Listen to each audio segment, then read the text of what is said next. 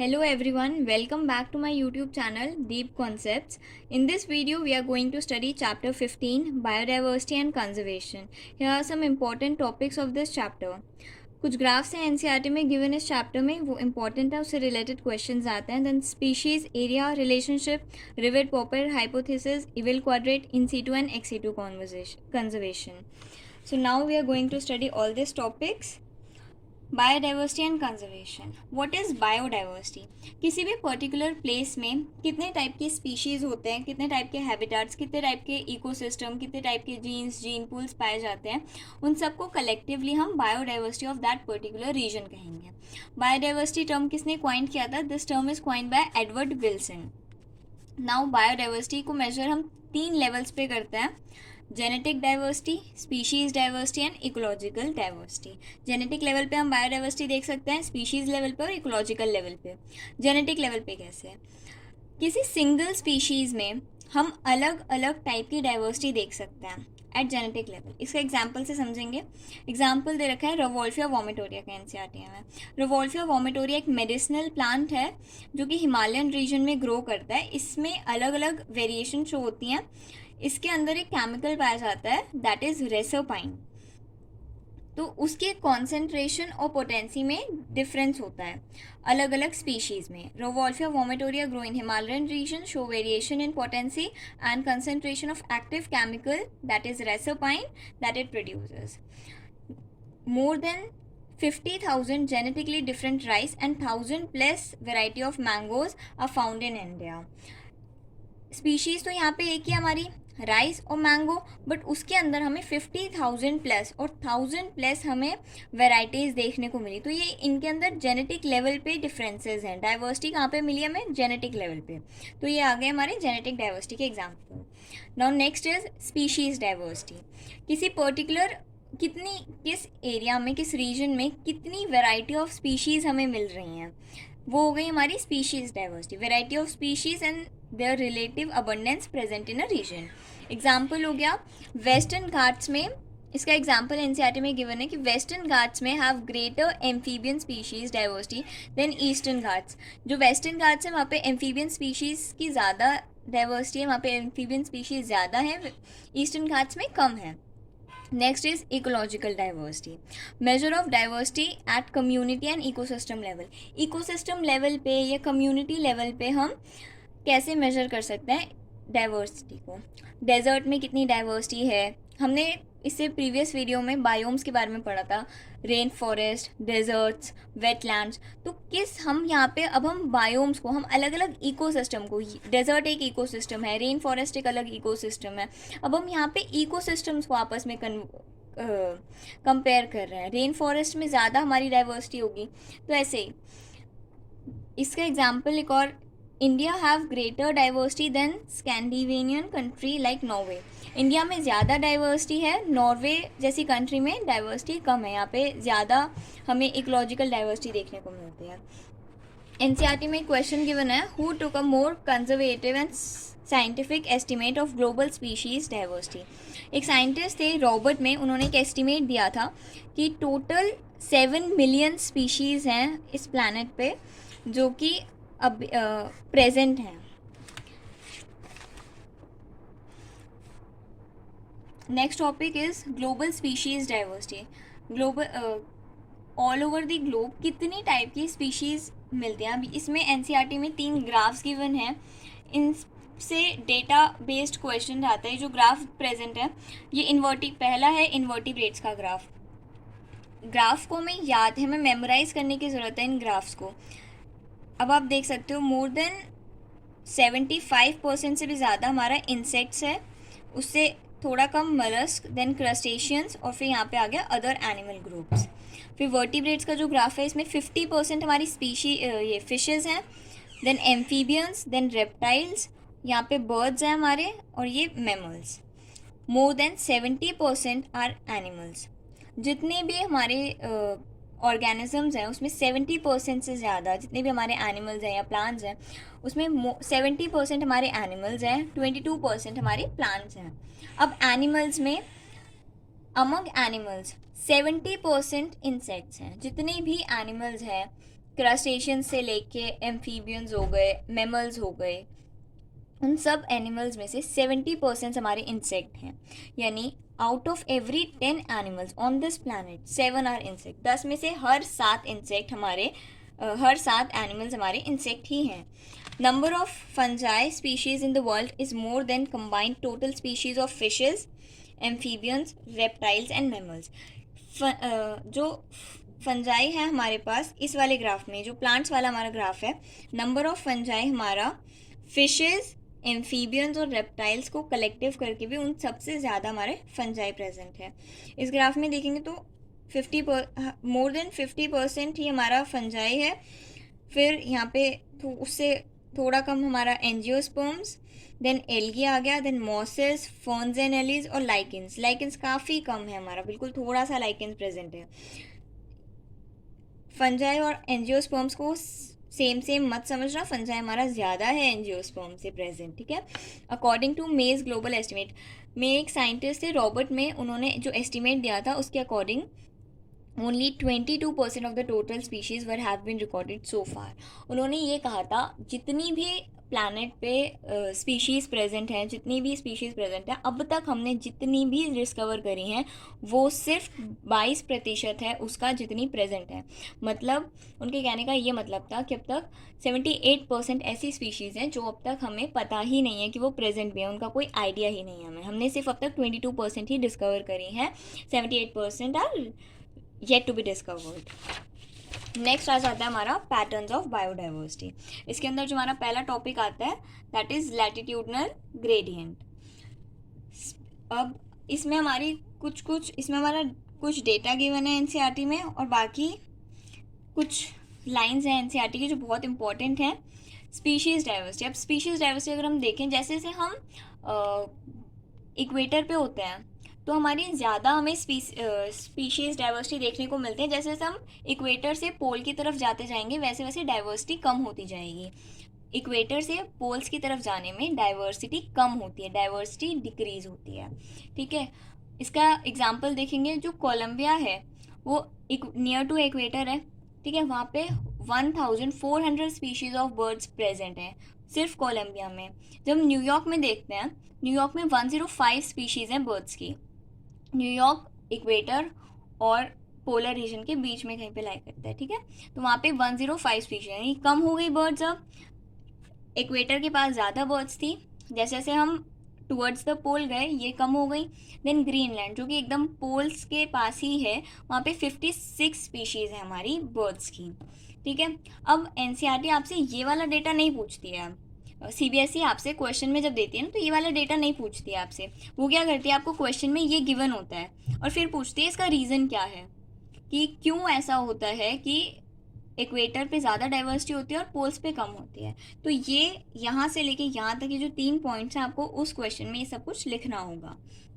Reason क्या होता है इसका, in tropical region more temperature variation are there. Tropical region में ज़्यादा टेम्परेचर वेरिएशंस होती हैं, एक जैसा कांस्टेंट टेम्परेचर नहीं रहता है वहाँ पे, कभी गर्मी है कभी सर्दी है, मौसम बदलते रहते हैं, तो हर मौसम के हिसाब से वहाँ पे ऑर्गेनिज्म प्रेजेंट होते हैं, ठीक है। Temperate regions have been subjected to frequent glacier in past but tropical remain undisturbed. जो ट्रॉपिकल रीजन्स होते हैं वो अनडिस्टर्ब रहते हैं, जो टेम्परेट रीजन्स होते हैं वहाँ पे ग्लेशियर्स वगैरह मेल्ट होते रहते हैं, कुछ ना कुछ चलते रहते हैं वहाँ पे। Tropics had a longer evolutionary time for species diversification. Tropics में ज़्यादा इवोल्यूशन होता है, उनके पास ज़्यादा इवोल्यूशनरी टाइम होता है, तो उससे क्या होगा, स्पीशीज़ डाइवर्सिफिकेशन बढ़ते जाएगी हमारी। Temperate environment unlike tropics are more seasonal. Temperate में एंड लेस कांस्टेंट, वहाँ पे कांस्टेंट कम रहता है, सीजनल ज़्यादा होता है और अनप्रिडिक्टेबल इन्वायरमेंट होता है, resulting in less niche specialization and lesser species diversity. Temperate में लेस कांस्टेंट होता है, अनप्रिडिक्टेबल होता है, सीजनल होता है ज़्यादा, जिसकी वजह से लेस नीश स्पेशलाइजेशन होता है एंड लेसर स्पीशीज़ डाइवर्सिटी होता है, ठीक है। जबकि ट्रॉपिकल में ज़्यादा स्पीशीज़ डाइवर्सिटी होती है, कांस्टेंट कम होता है, ठीक है। Tropics have greater solar energy, tropical area में सोलर एनर्जी ज़्यादा होती है क्योंकि वो इक्वेटर के पास होते हैं. एक्सपोजर, सोलर एनर्जी का एक्सपोजर वहाँ पे ज़्यादा होता है विच कंट्रीब्यूट्स टू हायर प्रोडक्टिविटी. जहाँ पे सोलर एनर्जी ज़्यादा होगी तो उस एरिया की प्रोडक्टिविटी ज़्यादा होगी और ग्रेटर डाइवर्सिटी होगी. Forest in tropical region like equator has up to 10 times more species of vascular plants as a forest of equator area in temperate region like midwest of USA. जो forest tropical region में होते हैं उनमें 10 times more plants होते हैं than उन forest में जो कि टेम्परेट रीजन में होते हैं. अमेजोनियन रेन फॉरेस्ट जो कि साउथ अमेरिका में has greatest biodiversity on the earth पे सबसे ज़्यादा अगर बायोडाइवर्सिटी किसी फॉरेस्ट में कहीं पे देखी जाती है तो वो अमेजोन रेन फॉरेस्ट में देखी जाती है. ये डेटा आपको याद रखने की नीड है. ठीक है. 40,000 प्लस प्लांट स्पीशीज़ होते हैं, 3,000 फिशेज़ होते हैं, 3,000 स्पीशीज़ ऑफ फिश. 3,000 फिशेज़ नहीं मैं कह रही हूँ, 3,000 स्पीशीज़ हैं वहाँ पे फ़िश की. 1,300 बर्ड्स हैं, 427 स्पीशीज़ ऑफ मैमल्स हैं, 427 स्पीशीज़ ऑफ एम्फीबियंस हैं, 378 स्पीशीज़ ऑफ रेप्टाइल्स हैं, 1,25,000 इनवर्टिब्रेट स्पीशीज़ वहाँ पे पाए जाते हैं. नेक्स्ट आ जाता है हमारा स्पीशीज़ एरिया रिलेशनशिप. एरिया के रिस्पेक्ट में स्पीशीज़ को अब हम पढ़ेंगे. ठीक है.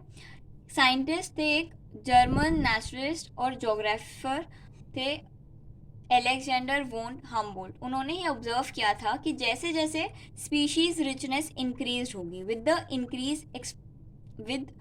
स्पीशीज रिचनेस इंक्रीज होगी जैसे जैसे एरिया हम एक्सप्लोर करते जाएंगे. हम जितना एरिया ज़्यादा एक्सप्लोर करेंगे उतनी ज़्यादा हमें अलग अलग स्पीशीज़ के बारे में पता चलेगा, उतनी ज़्यादा हमारी स्पीशीज़ रिचनेस बढ़ेगी. ठीक है. तो यानी species richness is also a function of area of the region. ठीक है. अब जब हमने इसका ग्राफ बनाया, relationship between species richness and area turn out to be rectangular hyperbola. ये हमें याद रखना है. इसका जब हमने ग्राफ बनाया ये क्या रेक्टेंगुलर हाइपरबोला बना. लॉग स्केल पे एक स्ट्रेट लाइन ग्राफ था. इक्वेशन इसकी बनेगी log s is equal to log c plus Z log a. s क्या है हमारा स्पीशीज रिचनेस, c हमारा है y इंटरसेप्ट है, z हमारा स्लोप ऑफ लाइन है, इसे हमने रिग्रेशन कोएफिशिएंट भी कहा है, a हमारा एरिया हो गया. जो z की वैल्यू है ये लाई करती है 0.1 टू 0.2. जब भी स्पीशीज एरिया रिलेशनशिप पे क्वेश्चन आएगा तो हमें ये सारा डेटा लिखना होगा वहाँ पे, ये सारे पॉइंट सब कुछ लिखना होगा वहाँ पे. वैल्यू ऑफ z लाई करती है हमारी 0.1 to 0.2. Species area relationship among very, जब ये तो एक नॉर्मल कंडीशन में हो गया कि 0.1 से 0.2 तक एक नॉर्मल कंडीशन में हमारी z की वैल्यू आएगी. जब हमने स्पीशीज एरिया रिलेशनशिप को एक बहुत लार्ज स्केल पे स्टडी किया, जैसे कि जब हमने एरिया जो था हमने बहुत बड़ा ले लिया एरिया, एक पूरा कॉन्टिनेंट को हमने यहाँ पे एक पूरा कॉन्टिनेंट कंसीडर करके हमने यहाँ पे माना है. जैसे जैसे हमारा एरिया इंक्रीज़ होता जाएगा वैसे वैसे हमारी z की वैल्यू भी थोड़ी इंक्रीज़ हो जाएगी. अब यहाँ पे हमने पूरा एक बड़ा एरिया कंसीडर किया था, एक कॉन्टिनेंट कंसीडर किया था. इस वाले जो लाइन होगी इसका जब हम ग्राफ बनाएंगे उसका जो स्लोप होगा वो स्टीपर होगा. ठीक है. इसकी z की वैल्यू होगी 0.6 से 1.2 तक. जब हम ये बोलते हैं कि ग्राफ स्टीपर है, ग्राफ स्टीप बना है, इसका क्या मतलब होता है? What does steeper slope means in species area relationship? जितना ग्राफ स्टीप होगा, मतलब ये जो ग्राफ है, जैसे ये ग्राफ है, ये लाइन ऐसे जा रही है अभी, अगर मैं बोलूँ कि ये स्लोप स्टीपर है मतलब वो वर्टिकल एक्सिस से, ये जो वर्टिकल एक्सिस है इसके साथ जा रहा है. अगर यही इसको मैं ऐसे करके बना दूँ तो यानी ये हमारा जो हो गया ये स्टीपर ग्राफ हो गया, स्टीपर स्लोप हो गया. ये वर्टिकल लाइन के बराबर जाते जा रहा है, मतलब हमारी जो स्पीशीज़ हैं वो ज़्यादा, हमारी स्पीशीज़ इतने ज़्यादा बढ़ रही है, एरिया हमने उतना एक्सप्लोर नहीं किया है. Number of species found increasing faster, जो स्पीशीज़ रिचनेस है वो जल्दी जल्दी इंक्रीज कर रही है then the area explored in very large areas like entire continent. Entire continent जैसे एरिया में ऐसा हो जाता है कि हमने एरिया तो कम एक्सप्लोर किया बट हमारी स्पीशीज रिचनेस बढ़े जा रही है. ठीक है. उस केस में हमारा जो ग्राफ होगा वो कुछ ऐसा बनेगा. z की वैल्यू क्या होगी 0.6 से 0.12 तक. फॉर फ्रूगीवोरस बर्ड्स, फ्रूगीवोरस मतलब जो फ्रूट ईटिंग बर्ड्स होते हैं. फ्रूट ईटिंग बर्ड्स कौन से होते हैं? Like parrots. And mammals in tropical forest, ये अलग एग्जाम्पल है. पैरट्स तो फ्रूगिवोरस में आ गए, and mammals in tropical forest of different continents. अगर हम इसका ग्राफ बनाएं तो इसका जो स्लोप आएगा वो 1.15 आएगा. ये आपको याद रखना होगा कि फ्रूगिवोरस के केस में z की वैल्यू 1.15 होगी. लार्ज एरिया कंसीडर करें तो 0.6 से 1.2 तक. नॉर्मल केसेस में z की वैल्यू 0.1 से 0.2 तक होती है. लॉग स्केल पे अगर हम ग्राफ बनाएं तो ऐसा ग्राफ बनता है, log s is equal to log c plus z log a area discovered, z regression coefficient, s हमारा species richness, s is equal to c z power c a power z. ठीक है, ये हो गया हमारा species area relationship. इसको किसने discover किया था? एलेक्जेंडर वोन हम्बोल्ट ने. स्पीशीज रिचनेस हमारी इंक्रीज हो रही है जैसे जैसे हम एरिया डिस्कवर कर रहे हैं. Now next topic is importance of species diversity in an ecosystem. किसी भी इकोसिस्टम में स्पीशीज डाइवर्सिटी की क्या इम्पोर्टेंस है? Ecologists believe that community with more species tend to be more stable than those with less species. Ecologist ऐसा मानते हैं कि उन कम्युनिटीज़ में, उन एरियाज़ में जहाँ पे स्पीशीज़ ज़्यादा हैं, वो ज़्यादा स्टेबल हैं उन एरिया से जिनमें कम स्पीशीज़ है. इसको कंफर्म किसने किया था? डेविड टिलमैन एक इकोलॉजिस्ट थे, उन्होंने इस बात को कंफर्म किया था. जिस एरिया में ज़्यादा स्पीशीज़ होंगी वो ज़्यादा स्टेबल होगा रादर देन उस एरिया में जिसमें कम स्पीशीज़ होंगी. स्टेबल कम्युनिटी के क्या कैरेक्टरिस्टिक होते हैं? यहाँ पे बात आई है स्टेबल कम्युनिटी की. स्टेबल कम्युनिटी के क्या कैरेक्टरिस्टिक होते हैं? पहली चीज़, productivity should not vary too much from year to year. ऐसा नहीं होगा कि एक ईयर में तो बहुत ज़्यादा प्रोडक्टिविटी आ गई और एक ईयर में बहुत ही कम प्रोडक्टिविटी आई है, कुछ आई नहीं है. ऐसा नहीं होगा, प्रोडक्टिविटी थोड़ा आसपास ही रहेगी. Next is it should be resistant to occasional and natural man made disturbances. वो रेजिस्टेंट होगी जो ओकेजनल, जो नेचुरल डिस्टर्बेंसेस आते रहते हैं. नेचर में भी डिस्टर्बेंसेस आते हैं, कभी फ्लड आ जाता है, कभी कुछ हो जाता है. और man made disturbances, forest fire वगैरह या कुछ भी और, तो उन सब चीज़ों से रेजिस्टेंट होगी. It should be resistant to invasions by alien species. वो रेजिस्टेंट होगी एलियन स्पीशीज़ इन्वेजन से. एलियन स्पीशीज़ इन्वेजन मतलब हम किसी भी एरिया पे जब हम एलियन स्पीशीज़ को ले आते हैं. एलियन स्पीशीज़ क्या होती है? जो उस पर्टिकुलर एरिया से बिलोंग नहीं करती है, हम उसे कहीं और से वहाँ पे लेके आते हैं, उसका वहाँ पे कोई प्रीडेटर भी नहीं होता. एलियन स्पीशीज़ के बारे में मैंने आपको पिछले चैप्टर में भी एक्सप्लेन किया हुआ था. नेक्स्ट आ जाता है इसमें हमारा rivet popper hypothesis. Ecology species diversity क्या इंपॉर्टेंस है, ये हम रिवेट पॉपर हाइपोथेसिस से भी समझ सकते हैं. इसमें हमने इंपॉर्टेंस ऑफ बायोडाइवर्सिटी समझाई गई है. रिवेट पॉपर हाइपोथेसिस हमारा किसने दिया था? Paul Ehrlich. पॉल एनरिच एक इकोलॉजिस्ट थे, उन्होंने हमें दिया था ये. उन्होंने बायोडाइवर्सिटी को, उन्होंने इकोसिस्टम को एक एरोप्लेन से कंपेयर किया था. उन्होंने माना था कि इकोसिस्टम को एक एरोप्लेन कंसीडर कर लेते हैं, ठीक है, और जो उसमें जो एरोप्लेन के जो विंग्स होते हैं, जो उसमें बाकी सारे जो और भी जो वो होते हैं पार्ट्स होते हैं, उसको हमने अलग अलग स्पीशीज़ कंसीडर कर लिया था. ठीक है, तो वो सब मिला के, वो जो सारे पार्ट्स मिला के एक इकोसिस्टम बना हुआ था, एक एरोप्लेन बना हुआ था. ठीक है, hypothesis assume the ecosystem to be an aeroplane and species to be rivets joining all parts together. अब पॉल एनरिच ने ये समझाया था कि अगर एरोप्लेन में जैसे अलग अलग पार्ट्स लगे हुए हैं, अगर एक एक पैसेंजर आए और वो एक एक रिवेट निकाल के उसको तोड़ के अपने घर पे ले जाए, तो फिर वो जो फ्लाइट होगी वो सेफली नहीं चल पाएगी. If every passenger pops a rivet to take home, resulting in species extinction, it may not affect the flight safety initially, but with time, as more rivets are removed, the plane becomes dangerously weak and fatal to the life of other species. Loss of rivets on wings is more serious threat to flight safety than the loss of rivets from seat. Rivet का literal meaning होता है पेच. अब हम समझते हैं, जैसे एक एक करके पैसेंजर अगर धीरे धीरे सारे रिवेट निकाल के ले जाएगा तो इनिशियली तो फ्लाइट पे कोई फ़र्क नहीं पड़ेगा, क्योंकि थोड़े थोड़े पेज निकाल के लेके जा रहे हैं, वो थोड़े थोड़े रिवेट लेके जा रहे हैं. इनिशियली फ़्लाइट पे कोई फ़र्क नहीं पड़ेगा, बट विद टाइम अगर हमने ज़रूरत से ज़्यादा ही रिवेट्स निकाल दिए, ज़रूरत से ज़्यादा ही रिवेट हमने रिमूव कर दिए, तो प्लेन होगा वो वीक हो जाएगा, वो डेंजरस हो जाएगा और बाकी सबकी लाइफ को भी वो अफेक्ट करेगा, बाकी सबकी लाइफ के लिए भी वो फेटल है. अब ये भी डिपेंड करता है कि हमने जो रिवेट निकाला है वो कहाँ का निकाला है। हम विंग्स का निकाल रहे हैं, या फिर हम सीट का निकाल रहे हैं। सीट पे इतना कोई फ़र्क नहीं पड़ेगा, लेकिन अगर हमने विंग्स का निकाल लिया तो वो ज़्यादा फेटल है, वो ज़्यादा डेंजरस है। अब इसको उन्होंने बायोडाइवर्सिटी से कैसे कंपेयर किया था। अगर किसी भी पर्टिकुलर बायोडाइवर्सिटी की कोई की स्पीशीज़ है, अगर हम उस की स्पीशीज़ को ही मार देंगे, अगर हम उस की स्पीशीज़ को ही एक्सटेंड कर देंगे, मतलब उस बायोडाइवर्सिटी में बाकी के स्पीशीज़ उस स्पीशीज़ पे डिपेंड हैं कैसे भी करके, ठीक है, वो सब इंटरलिंक्ड है, वो सब वो ही उसका फूड है, या वो सब आपस में कनेक्टेड है।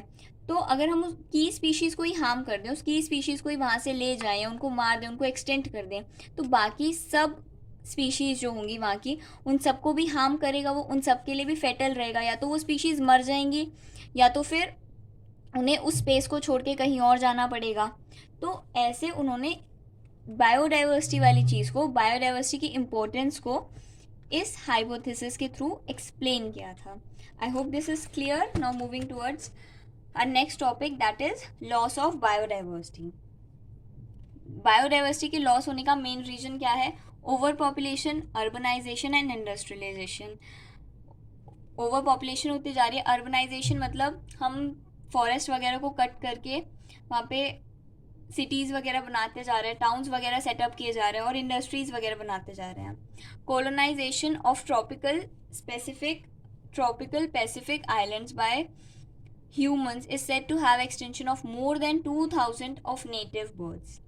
कोलोनाइजेशन की वजह से पैसिफिक आइलैंड्स में more than 2000 of the native birds जो थी वो एक्सटेंट हो गई। IUCN रेड लिस्ट का जो डेटा है 2004 का ये डेटा है, इसके अकॉर्डिंग 784 स्पीशीज अब तक एक्सटेंट हो चुकी हैं, आउट ऑफ विच 338 वर्टिब्रेट्स हैं, 359 इनवर्टिब्रेट्स हैं, 87 स्पीशीज हमारी प्लांट्स हैं। ये वाला डेटा आपको याद करना होगा। कुछ रीसेंट एक्सटेंशन के भी नाम एनसीईआरटी में मेंशन है कि कौन कौन से रीसेंट एक्सटेंशन हुए हैं। डोडो, ये हम काफ़ी कॉमन नेम है डोडो, मॉरिशस से बिलोंग करती थी, इसकी नेटिव प्लेस मॉरिशस थी। क्वागा, इसकी नेटिव प्लेस अफ्रीका थी। थायसलीन, इसकी नेटिव प्लेस ऑस्ट्रेलिया थी। स्टेलर सीकाओ, इसकी नेटिव प्लेस रशिया थी। इनकी नेटिव प्लेसेस हमें याद होनी चाहिए, काफ़ी बार मैचिंग में या कैसे भी करके हमसे पूछ लेता है, तो ये हमें एक इम्पॉर्टेंट डेटा है, हमें याद होना चाहिए। टाइगर की 3 subspecies of tiger that are extinct, Bali, Javan and Caspian, ये हमें याद होना चाहिए, ये भी काफ़ी इंपॉर्टेंट है। Loss of biodiversity may lead to, अब बायोडाइवर्सिटी का लॉस हमें किस किस चीज़ की तरफ लेकर जाता है? डिक्लाइन इन प्लांट प्रोडक्शन, अगर बायोडाइवर्सिटी का लॉस होगा, बायोडाइवर्सिटी कम होती जाएगी, प्लांट प्रोडक्शन भी डिक्रीज होगी।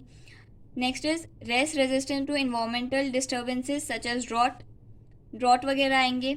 Increase variability in ecosystem processes like plant productivity, water loss, pest and disease cycle. Next topic आ जाता है हमारा रीजन फॉर बायोडाइवर्सिटी कंजर्वेशन। हमें बायोडाइवर्सिटी क्यों बचानी चाहिए? बायोडाइवर्सिटी लॉस हो रही है, वो हमें समझ में आ गया। अब हमें बायोडाइवर्सिटी क्यों बचानी चाहिए, ठीक है। इनको हमने 3 कैटेगरीज में डिवाइड कर लिया है, narrowly utilitarian, broadly utilitarian and ethical reasons. हम 3 बेसिस पे बायोडाइवर्सिटी को बचा सकते हैं। पहले तो अगर हम नॉर्मल सोचें तो बायोडाइवर्सिटी हमारे किस किस काम आती है? जो पेड़ पौधे होते हैं उनसे हमारा पर्सनल क्या क्या बेनिफिट होता है? हमें फूड वगैरह मिलता है, फायरवुड मिलती है, फाइबर, ठीक है, काफ़ी सारे बेनिफिट्स हम उससे मिल जाते हैं, ठीक है, मेडिसिनल प्लांट्स वगैरह मिलते हैं, तो ये एक बात हो गई। नेक्स्ट पॉइंट आ जाता है इसमें, more than 25 of the drugs derive from plants. 25% जो ड्रग्स होती हैं, जो मेडिसिनल ड्रग्स वगैरह होती हैं, वो हमें प्लांट से मिलती हैं। 25,000 species of plants are used by native people as traditional medicine. Next आ जाता है हमारा ब्रॉडली यूटिलेरियन। अब हम थोड़े बड़ी कैटेगरी पे अगर समझें तो बायोडाइवर्सिटी से हमारा एक बड़े लेवल पे हमारा क्या फ़ायदा होता है? जो अमेज़ॉन रेन फॉरेस्ट है वो 20% of the total oxygen in the atmosphere of earth उसमें कंट्रीब्यूट करता है। 20%, बहुत बड़ी बात है। अमेज़ॉन रेन फॉरेस्ट, अगर अमेज़ॉन रेन फॉरेस्ट को ही अगर हम धीरे धीरे करके ख़त्म कर देंगे तो फिर हमारी ऑक्सीजन परसेंटेज पे कितना बड़ा फ़र्क पड़ेगा, ठीक है। इकोसिस्टम हमें पॉलिनेटर्स प्रोवाइड करता है, सीड डिस्पर्जल कराता है, ये सब हम नहीं करा सकते। हम थोड़ा ना लेके जाएंगे एक प्लांट का पॉलिनेशन कराने के लिए, सब इकोसिस्टम खुद करता है, ठीक है। And next is aesthetic pleasure like birds chirping, spring flowers in full bloom, waking up in bulbul song, ये सब कुछ हमारे कुछ बेनिफिट्स हैं। Then ethical reasons, everyone has some intrinsic value even if it's not of any economic value, अगर किसी पेड़ पौधे की कोई इकोनॉमिक वैल्यू नहीं भी है तभी भी हमें उसे सेव करना चाहिए। Our moral duty is to ensure well being of all living creatures, ये हमारी मॉरल ड्यूटी बनती है कि मैं हर लिविंग क्रीचर को बचाना चाहिए, ठीक है, और वो सही से उसको इन्वायरमेंट में रखना चाहिए for utilisation of future generation, ताकि फ्यूचर जनरेशन भी उन सब चीज़ों का बेनिफिट उठा पाए। जो पेड़ पौधे, जो प्लांट्स हमने देखे हैं, जो फॉरेस्ट, जो जूलॉजिकल पार्क्स वगैरह, नेशनल पार्क्स वगैरह, जो सब हमने देखा है वो सब नेक्स्ट फ्यूचर जनरेशन भी देख पाए। अब हम इस चैप्टर के कुछ PYQs देखते हैं। Write the importance of cryopreservation and conservation of biodiversity, cryopreservation conserve होने की क्या इंपॉर्टेंस है। Reproductive parts of rare species, जो रेयर स्पीशीज होती हैं जो खत्म होने वाली हैं कोई भी, तो उनके हम रिप्रोडक्टिव पार्ट्स को प्रिजर्व कर लेते हैं। What is Red Data Book? Red Data Book is a compilation of data on species threatened with extinction and it is maintained by IUCN, इसे maintain करता है। IUCN की क्या full form है? International Union for Conservation of Nature and Natural Resources। Next हमारा आ जाता है इसमें रामसर साइट्स। रामसर साइट्स मैंने आपको बता ही दिया था, Ramsar sites are conserved wetlands which are of international importance, international importance है, ठीक है। लंग्स ऑफ प्लैनेट क्या है? Amazon rain forest. Use of biodiversity in modern agriculture, source of hybrids, GM plants, biopesticide, organic farming, biofertilizers, सब कुछ। In biosphere immense biological diversity exist at all levels, वही जो 3 levels आपको इसमें बताए थे वही इसमें पूछे गए हैं। नेक्स्ट पेज पे आ जाते हैं। Features of stable biological community, ये भी मैंने आपको नोट्स में करा दिया है। Stability of a community depends on its species richness. How did David Tilman show this experimentally, David Tilman वाला एक्सपेरिमेंट मैंने आपको समझा दिया था।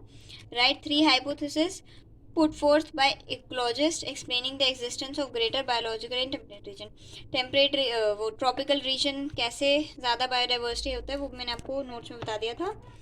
Biodiversity must be conserved as it plays an important role in many ecosystem services that provides nature, कौन सी services nature provide करता है, सब कुछ मैंने आपको करवा रखा है। Why should biodiversity be conserved? List any 2 ethical arguments in its support. Conservation मैंने आपको तीनों पॉइंट्स बताए थे, narrowly, broadly and ethical region तीनों बताए थे। Then आ जाते हैं alien species are highly invasive and are threat to indigenous species. Substantiate this statement with 3 examples. तीनों examples मैंने आपको करवा रखे हैं। Then Rivet Popper hypothesis, ये भी आपको करा दिया। alien species invasion, loss, habitat loss, fragmentation, ये मैंने आपको करा दिया था। देन आ जाते हैं 4 advance XE2 methods, XE2 method सारे आपको करा दिए। सेक्रेड ग्रूव्स क्या होते हैं ये भी बता दिया था। What are their roles, roles क्या होता है? Tribal do not allow anyone to cut a single branch of tree in the sacred grove, the sacred groves have been free from all type of exploitation, कोई exploitation यहाँ पे होती नहीं है। Then where do you expect more species biodiversity, in tropics or in polar region? Obviously in tropic region, give regions to support your answer। ये तीनों regions मैंने आपको बता दिए थे जब हमने चैप्टर पढ़ा था। ग्राफ मैंने आपको ही समझा दिया था। Then why are certain regions on the earth are called hotspots? hotspots क्यों कहा जाता है certain regions को? Name any 2 hotspots in India. Certain regions have been declared as hotspots for maximum protection of these regions which have high level of species richness and high degree of endemism, जहाँ पे high degree of endemism होता है and high levels of species richness होती है।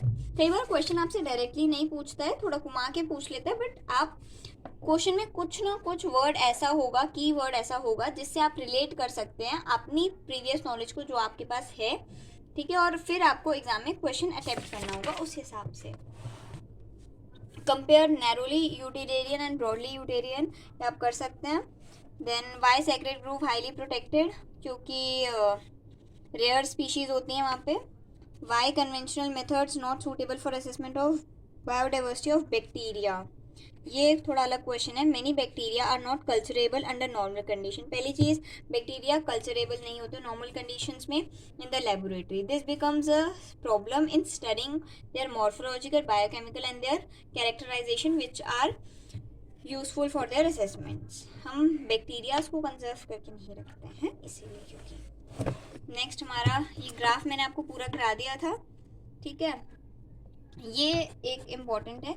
Species diversity of plants is much less than that of animals. Analyze the region for greater diversity of animals as compared to plants. Animals की greater diversity क्यों है, plants की कम क्यों है, इसके reasons क्या है. एनिमल्स मोबाइल हैं, इधर उधर मूव कर सकते हैं, कैन अवॉइड प्रीडेटर. वो प्रीडेटर को अवॉइड कर सकते हैं, अनफेवरेबल इवेंट को प्रिवेंट कर सकते हैं. जैसे वो माइग्रेट कर लेते हैं, वो सस्पेंड कर लेते हैं, है ना, वो रेगुलेट कर लेते हैं. ऐसा कुछ प्लांट में नहीं होता है. तो यही इसी पॉइंट को उसने बोला है.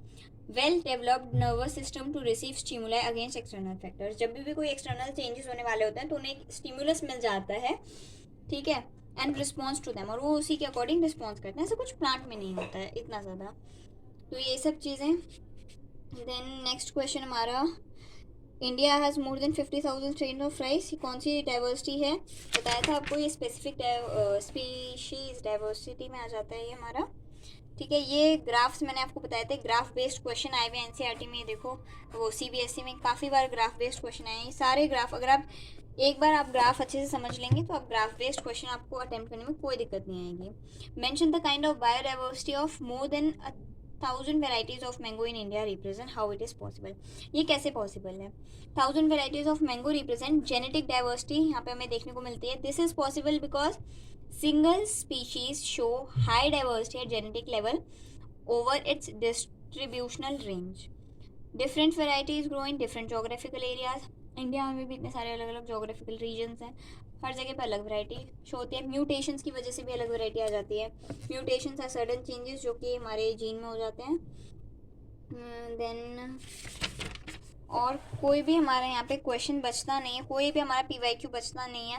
स्टिल अगर आपको किसी भी पीवाईक्यू में कोई भी डाउट है तो आप मुझसे कमेंट सेक्शन में पूछ सकते हैं. You are free to ask. और यहाँ पे हमारा चैप्टर ख़त्म हो जाता है.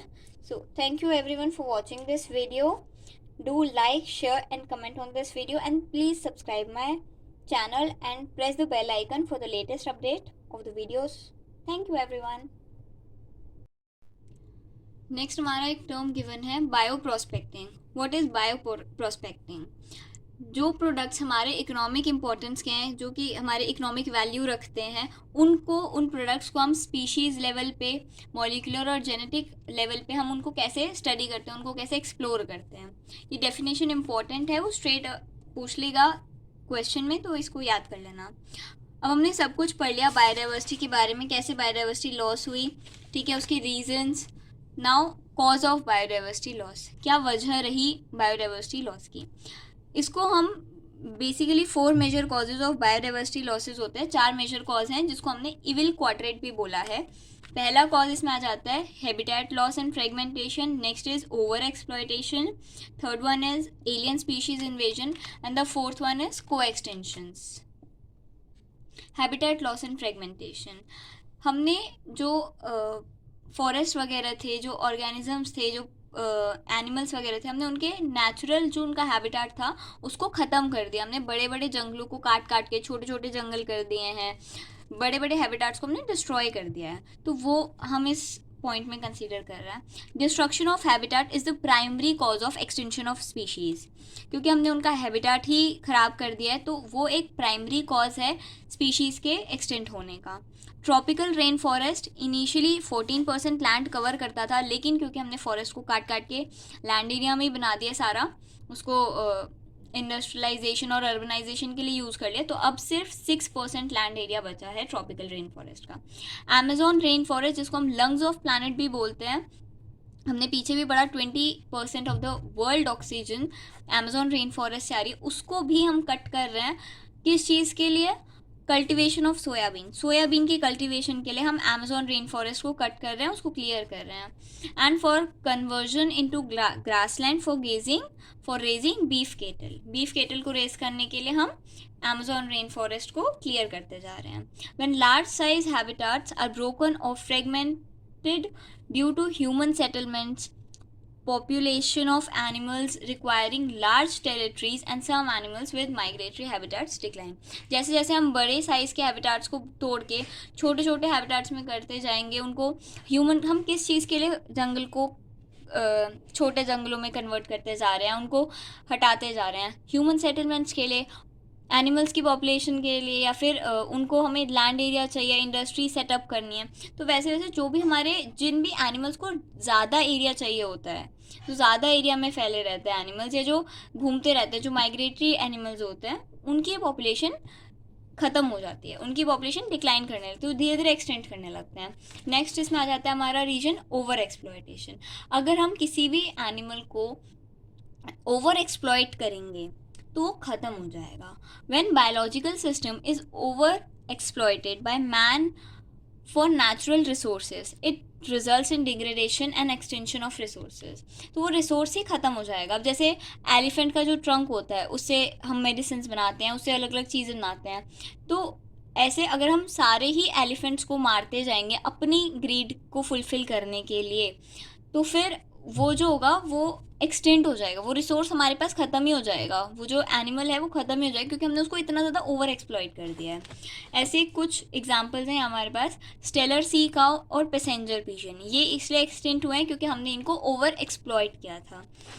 नेक्स्ट इसमें आ जाता है हमारा कॉज एलियन स्पीशीज़ इन्वेजन. अब एलियन स्पीशीज़ इन्वेजन क्या है?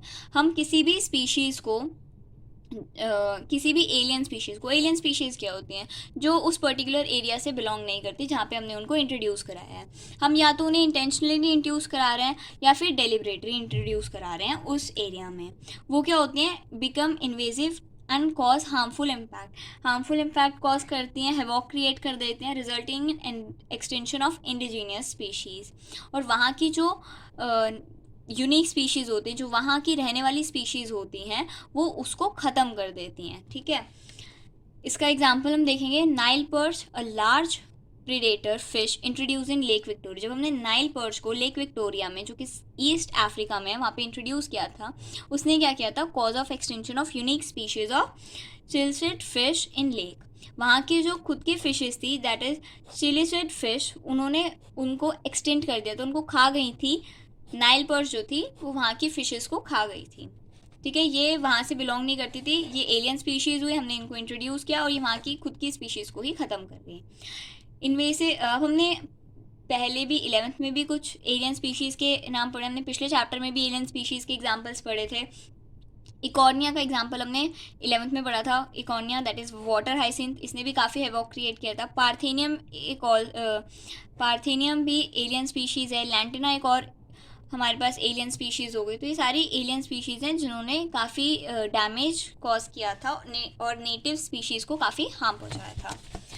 नेक्स्ट एग्जांपल एक और गिवन है एनसीईआरटी में. Introduction of African catfish, that is Clarias gariepinus, for aquaculture purposes is posing threat to indigenous catfishes of Indian rivers. जब हमने African catfish that is Clarias gariepinus को aquaculture purposes के लिए Indian reverse में introduce कराया था, तो ये वहाँ की जो इंडिजीनियस, जो वहाँ की रहने वाली कैटफिशेस थी, उनको खा गई थी. फोर्थ हमारा इसमें आ जाता है कॉज को-एक्सटेंशन का मतलब क्या होता है? जो स्पीशीज़ एक दूसरे पे डिपेंड करती हैं, ऑब्लिगेटरी, यानी जिनका एक दूसरे के मतलब जो एक दूसरे के बिना नहीं रह सकती स्पीशीज़ की, उसके लिए बस वही है. जैसे हमने पिछले चैप्टर में फिग और वास्प का एग्जांपल देखा था. वास्प का फिग का पॉलिनेशन वास्प भी करा सकता है और वास्प को ओविपोजिशन के लिए फिग चाहिए ही चाहिए. तो जो ऐसे वाली स्पीशीज़ होती है ना, वो साथ में को इवॉल्व करती हैं और साथ में ही एक्सटेंट होती हैं. अगर इन दोनों में से कोई भी एक स्पीशीज़ एक्सटेंट कर गई तो दूसरी को भी एक्सटेंट होना, वो दूसरी भी अपने आप एक्सटेंट हो जाएगी, क्योंकि उसका अल्टीमेटली जो उसका काम होता है, जो वो उस पर इतनी ज़्यादा डिपेंड है कि वो भी एक्सटेंट ही हो जाएगी. ठीक है, तो when a species become extinct, plant and animal, जब भी अगर कोई भी स्पीशीज़ एक्सटेंट होगी तो कोई भी प्लांट और एनिमल अगर उस स्पीशीज़ से ऑब्लिगेटरी मैनर में एसोसिएटेड है, वो भी एक्सटेंट हो जाएगा. तो ये भी रीजन होता है कुछ स्पीशीज़ के एक्सटेंट होने का. Example plant pollinator mutualism and host fish species, इनमें आपस में को एग्जिस्टेंस वाला म्यूचुअलिज्म देखा गया था, तो ये भी एक्सटेंड कर जाएंगे। नेक्स्ट इसमें टॉपिक आ जाता है हमारा कंजर्वेशन ऑफ बायोडाइवर्सिटी। अब हम बायोडाइवर्सिटी को कैसे कंजर्व कर सकते हैं? हम बायोडाइवर्सिटी को दो टाइप से कंजर्व कर सकते हैं, या तो हम इन सीटू कंजर्वेशन करें या हम एक्स सीटू कंजर्वेशन करें। इन सीटू कंजर्वेशन का मतलब होगा on site conservation, ex situ मतलब off site conservation. In situ मतलब हमने जो भी एनिमल्स जहाँ पे रह रहे थे हमने उनको वहीं पे ही कंजर्व कर दिया, हमने वहीं पे ही एक सेफ इन्वायरमेंट बना दिया, हमने वहीं उसी एरिया को इतना रिस्ट्रिक्ट कर दिया कि वहाँ पे ह्यूमंस नहीं जा पा रहे हैं, और हम एनिमल्स को कहीं और पे नहीं लेके आए हैं, हमने एनिमल्स को फॉरेस्ट में ही रहने दिया, और हमने फॉरेस्ट के आसपास ही फॉरेस्ट को ही रिस्ट्रिक्ट कर दिया, उस एरिया को ही रिस्ट्रिक्ट कर दिया कि अब वहाँ पे ह्यूमंस नहीं जाएंगे, वहाँ पे सिर्फ एनिमल्स ही एनिमल्स रहेंगे। तो वो हो गया जब हमने एनिमल्स को कहीं और पे नहीं लेके गए हैं, हमने एनिमल्स को उनके घर में ही बचा के रख दिया, उनके घर में एक सुरक्षित एनवायरनमेंट उनको प्रोवाइड कर दिया, तो वो हो गया हमारा in situ conservation. Ex situ conservation और ऑफ साइट कंजर्वेशन मतलब जब हमने एनिमल्स को उनके घर से बाहर कहीं और पे लेके आए हैं और वहाँ पे हमने उनको एक घर जैसा एनवायरनमेंट बना दिया उनके लिए, और वहाँ पे हम उनको कंजर्व करके रख रहे हैं, जैसे जूलॉजिकल पार्क्स वगैरह हो गए, इसमें हम एनिमल्स को वहाँ पे कंजर्व कर, तो वो बेसिकली वहाँ पे काफ़ी सारे एनिमल्स होते हैं और वो फॉरेस्ट में नहीं होते हैं, वो खुले नहीं घूमते हैं, हम उनको हमको रिजर्व करके तो रखते हैं, बट वो हम उनको कहीं और पे लेके आए हैं, तो वो हो गया हमारा एक्स सीटू कंजर्वेशन। ठीक है, इन सीटू कंजर्वेशन में भी दो आ जाते हैं, बायोडाइवर्सिटी हॉटस्पॉट, या तो हम बायोडाइवर्सिटी हॉटस्पॉट में रखें या फिर प्रोटेक्टेड एरिया, जो कि प्रोटेक्टेड एरियाज होते हैं जैसे biodiversity reserve, biosphere reserves, national park, wildlife sanctuary, sacred groves, ये सब हमारे प्रोटेक्टेड एरियाज में आ जाते हैं। Ex situ conservation, ex situ में हम दो टाइप से कंजर्व कर सकते हैं, तो प्रोटेक्शन ऑफ थ्रेटेंड स्पीशीज़, हमने थ्रेटेंड स्पीशीज़ को कहाँ पे बचाया, जूलॉजिकल पार्क्स में, बोटेनिकल गार्डन में, वाइल्ड लाइफ सफारी पार्क्स में, या फिर हमने गैमीट्स ही प्रिजर्व करके रख दिए, जो थ्रेटेंड स्पीशीज़ थी हमने, या जो एक्सटेंट होने वाली स्पीशीज़ थी, जो वनरेबल स्पीशीज़ थी, हमने उनके गैमीट्स ही प्रिजर्व करके रख लिए हैं सीड बैंक्स में या जीन बैंक में या टिश्यू कल्चर वगैरह, ये सब हमारा प्रोटेक्शन ऑफ गैमीट्स के एग्जाम्पल आ जाते हैं। अब इन सीटू कंजर्वेशन में हम बायोडाइवर्सिटी हॉटस्पॉट को पढ़ते हैं। बायोडाइवर्सिटी हॉटस्पॉट एक ऐसा एरिया होता है, पहले तो ये बहुत लार्ज एरियाज होते हैं, ठीक है, जहाँ पे हाई डिग्री ऑफ एंडेमिज्म पाया जाता है। ना व्हाट इज़ एंडेमिज्म? एंडेमिज्म मतलब जहाँ पे ऐसे एरिया जहाँ पे वो पर्टिकुलर स्पीशीज सिर्फ उसी एरिया में पाई जाती है और कहीं नहीं पाई जाती, ठीक है, तो वो हो गए एंडेमिक एरिया। तो ऐसे एरियाज में बहुत सारी ऐसी स्पीशीज़ होती हैं जो वर्ल्ड में कहीं और नहीं पाई जाएंगी, सिर्फ उसी एरिया में पाई जाएंगी, तो यहाँ पे हाई डिग्री ऑफ एंडेमिज्म होता है और स्पीशीज़ रिचनेस बहुत ज़्यादा होती है, यहाँ पे बहुत ज़्यादा स्पीशीज़ होती हैं। तो पूरे वर्ल्ड में सिर्फ 34 बायोडाइवर्सिटी हॉटस्पॉट हैं, जिसमें से 3 इंडिया में है। कहाँ पे? वेस्टर्न घाट्स एंड श्रीलंका वाली साइड जो वेस्टर्न घाट्स जाते हैं वहाँ से, मतलब वेस्टर्न घाट्स पूरा नीचे तक, तो वेस्टर्न घाट्स में, एंडोबर्मा में एंड हिमालयाज में, ये 3 हमारे बायोडाइवर्सिटी हॉटस्पॉट हैं। ठीक है, जो बायोडाइवर्सिटी हॉटस्पॉट होते हैं ये हमारे मास एक्सटेंशन को प्रिवेंट करते हैं, उसको रिड्यूस करते हैं, 30% तक रिड्यूस कर लेते हैं मास एक्सटेंशन को, मतलब कोई भी स्पीशीज़ का मास एक्सटेंशन नहीं होने देते हैं। देन प्रोटेक्टेड एरियाज पे आते हैं। Protected areas, India has 14 biosphere reserve, ये आपको याद रखना होगा कि इंडिया में 14 बायोस्फीयर रिजर्व्स हैं, 90 नेशनल पार्क्स हैं एंड 448 वाइल्ड लाइफ सेंचुरीज हैं। ये एनसीईआरटी का डेटा है, आपको इसे ही याद रखना है, ठीक है। Jim Corbett National Park was the first park to established in India, ये आपको याद रखना है। Now what are Ramsar sites? Ramsar sites पे क्वेश्चन आ रहा है रिसेंट ईयर से, तो ये इंपॉर्टेंट है। रामसर साइट्स वेटलैंड वाले एरियाज होते हैं which are considered to be of international importance, ठीक है, इनकी इंटरनेशनल इंपॉर्टेंस होती है। 26 रामसर साइट्स हैं इंडिया में, उसके एग्जाम्पल याद करने हैं, Sambhar lake, Chilika lake, Ashtamudi wetland, Rudrasagar lake. Next आ जाता है हमारा sacred groves in situ conservation में। सेक्रेड ग्रूव कौन से एरियाज होते हैं? सेक्रेड ग्रूव वो एरियाज होते हैं, दीज आर फॉरेस्ट पैचेस, होते तो फॉरेस्ट का ही हिस्सा है, लेकिन फॉरेस्ट का वो हिस्सा होता है जिसको अलग थोड़ा सा किया गया है वर्शिप के लिए। All trees and wild life with in are given total tribal protection, वहाँ पे ट्राइबल पीपल रहते हैं और वो वहाँ के ट्रीज़ को, वहाँ के वाइल्ड लाइफ को फुल ट्राइबल प्रोटेक्शन प्रोवाइड करते हैं, ठीक है, वो प्रोटेक्ट करके रखते हैं वहाँ के ट्रीज़ को, वहाँ के एनिमल्स को, उनको हाथ भी नहीं लगाने देते हैं। Large number of rare and threatened plants are found in these region, बहुत सारे रेयर प्लांट्स और थ्रेटेंड प्लांट्स होते हैं वो इस रीजन में पाए जाते हैं. Example, Khasi and Jaintia hills in Meghalaya, Western Ghat regions of Karnataka and Maharashtra and Aravalli hills of Rajasthan. Next आ जाता है हमारा ex situ कंजर्वेशन और off site conservation. These this approach involves placing threatened animals and plants into a special care units for their protection. हमने animals को, जो threatened animals है उनको प्रोटेक्ट करने के लिए हमने उनको किसी और स्पेशल केयर यूनिट हमने उनके लिए सेटअप करी गई. हमने उनके लिए बोटानिकल गार्डन्स बना दिए, हमने उनके लिए जूलॉजिकल गार्डन्स बना दिए. सब इंडिया में अब तक 35 बोटानिकल गार्डन्स हैं, 275 जूलॉजिकल पार्क्स हैं. ये एनसीईआरटी का डेटा आपको याद रखना है. देन एक इसमें आ जाता है हमारा cryo preservation. What is cryo preservation? जब हम गैमीट्स को, हम टिश्यू को या एग्स को या एनिमल सेल को, एम्ब्रियो को प्रिजर्व करके रखते हैं -196 डिग्री सेल्सियस पे, उसको हम बोलते हैं क्रायो प्रिजर्वेशन. ये टेक्निक हम यूज़ करते हैं preservation of eggs, sperms, animal cells, tissues and embryos. इससे क्या होगा, हम लॉन्ग पीरियड के लिए उनको स्टोर करके रख लेंगे जीन बैंक में या फिर सीड बैंक्स में. ठीक है, ये एक क्रायो प्रिजर्वेशन एक डिज़ायरेबल अप्रोच है. जब हमें कुछ अर्जेंट करना होता है कि हाँ ये अब ख़त्म होने वाली है स्पीशीज़, जो एटलीस्ट इसके गैमेट्स प्रिजर्व करके रख लो, इसके एग सेल्स प्रिजर्व करके रख लो, ये तब के लिए. ठीक है, नेक्स्ट आ जाता है हमारा कन्वेंशन. बायोडाइवर्सिटी को प्रिवेंट करने के लिए, कंजर्व करने के लिए कुछ कन्वेंशंस भी लिए गए थे. एक हमारी अर्थ समिट हुई थी, एक हमारी वर्ल्ड समिट हुई थी. बहुत कंफ्यूज हो जाते हैं. याद रखना है, जो अर्थ समिट थी वो रियो दी जेनेरियो में हुई थी इन 1992 में रियो दी जेनेरियो में अर्थ समिट हुई थी. ठीक है, क्यों हुई थी? इसका रीजन क्या था? For conservation of biodiversity, biodiversity को बचाने के लिए and sustainable utilisation of its benefit. Biodiversity का एक सस्टेनेबल यूटिलाइजेशन हो. सस्टेनेबल यूटिलाइजेशन ऐसे हम यूटिलाइज करें ताकि फ्यूचर जनरेशन भी उन सबको यूज़ कर पाए. ठीक है, फिर वर्ल्ड समिट आ जाती है. वर्ल्ड समिट कहाँ पे हुई थी? जॉन्सनबर्ग में हुई थी, साउथ अफ्रीका में 2002 में. वर्ल्ड समिट बाद में हुई थी, पहले अर्थ समिट हुई थी. इसका मेन मोटो क्या था? Sustainable development.